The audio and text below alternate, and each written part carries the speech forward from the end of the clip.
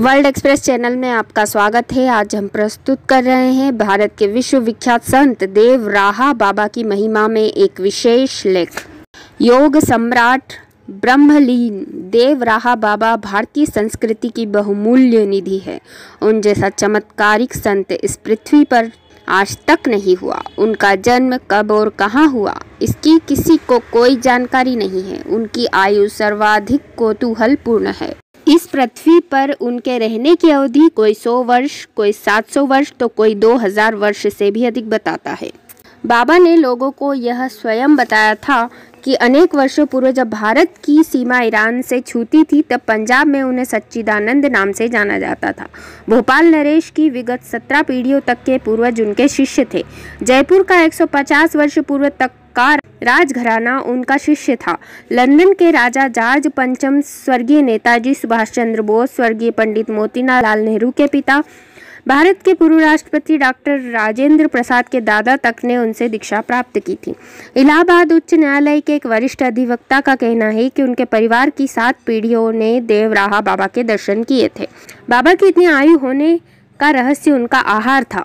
वह कभी भी अन्न ग्रहण नहीं करते थे। प्राणायाम, वायु और यमुना जल ही उनका आहार था।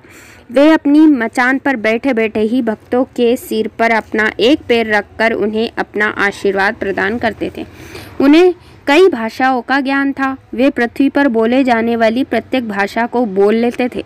बाबा को शेष नाग का अवतार माना जाता है। वह कभी भी सोते नहीं थे। श्वेतांबरी जैन आचार्य सुशील भूमि महाराज का मानना है कि बाबा दिगंबर जैन मुनि थे। उन्हें योगी राज के नाम से भी जाना जाता है। उन्होंने अपना शरीर योगिक क्रिया के ही द्वारा त्यागा था। वह त्रिकालदर्शी थे।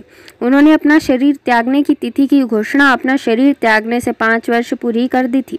वह दुर्लभ जड़ी बूटियों से रोगियों का इलाज कर उन्हें पूर्णतः स्वस्थ कर देते थे। उन्होंने सदैव लोगों को मानवता, कर्म और धर्म से जोड़ा। साथ ही सभी को सत्य के पथ पर चलने के लिए प्रेरित भी किया। उनमें योग, भक्ति, वेदांत और ज्ञान आदि सभी का समावेश था। देव राहा बाबा सन 1986 में उत्तर प्रदेश स्थित देवरिया से वृंदावन मथुरा आकर यहाँ यमुना किनारे 12 फुट ऊंचा लकड़ी का मचान बनाकर उस पर रहने लगे थे। यहाँ उनके दर्शनार्थ विभिन्न जाति संप्रदाय के असंख्य व्यक्ति आया करते थे। साथ ही बड़े बड़े राजनेताओं व उच्च अधिकारियों आदि का जमावड़ा लगा रहता था। बाबा अपने जिस किसी भक्त के सिर पर अपना पैर रखकर आशीर्वाद देते थे, वह स्वयं को धन्य समझता था।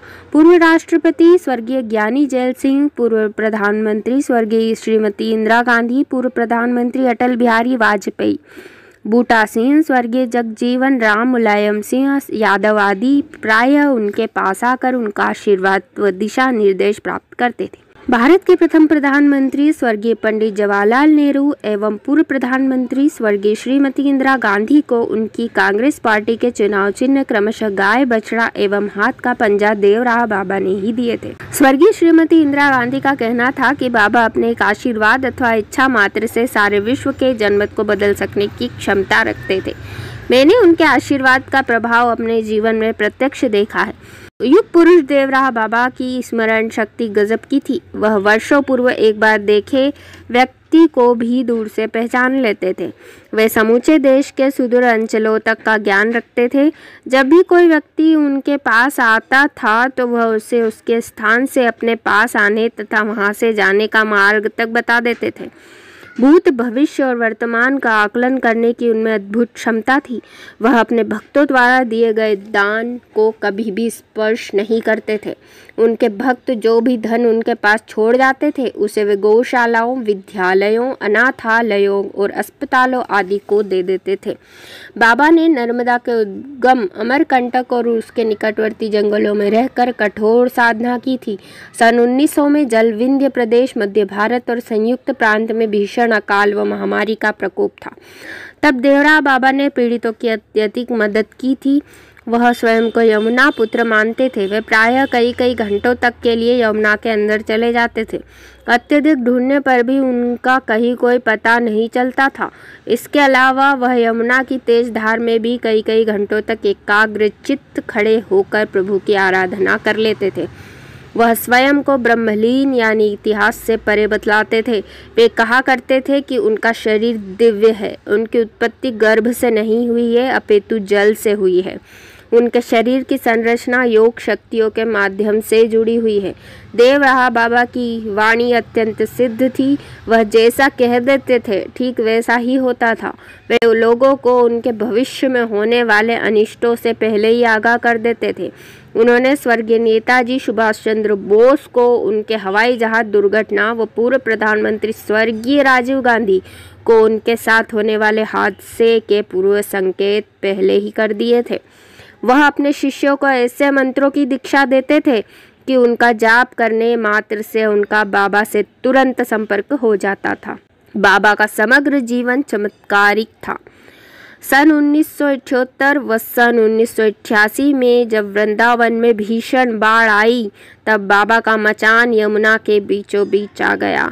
लोगों ने उनसे किसी दूसरे सुरक्षित मचान पर जाने का अनुरोध किया, परंतु उन्होंने मना कर दिया। जब यमुना का जल मचान को छूने लगा तो उस पर अनगिनत सर्पों ने बसेरा कर लिया, परंतु जो ही यमुना के जल का स्पर्श बाबा के चरणों से हुआ त्यों ही वह एकदम शांत हो गई, ठीक वैसे जैसे कि वह भगवान श्री कृष्ण के चरणों का स्पर्श पाकर शांत हो गई थी।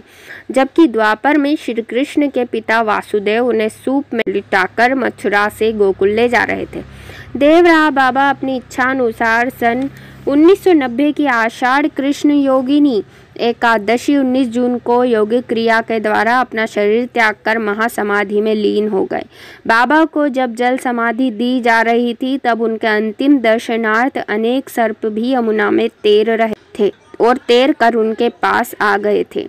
समाधि देने से पूर्व तेज आंधी चल रही थी और कड़ी धूप थी, परंतु जब बाबा के भक्तों ने बाबा के पार्थिव शरीर को जल समाधि देने के लिए उठाया तो आंधी थम गई और बादल के कई टुकड़ों ने आकाश में आकर उस स्थल को ढक दिया जहाँ पर कि बाबा के असंख्य भक्त एकत्रित थे, जिससे कि वहाँ छाया हो गई।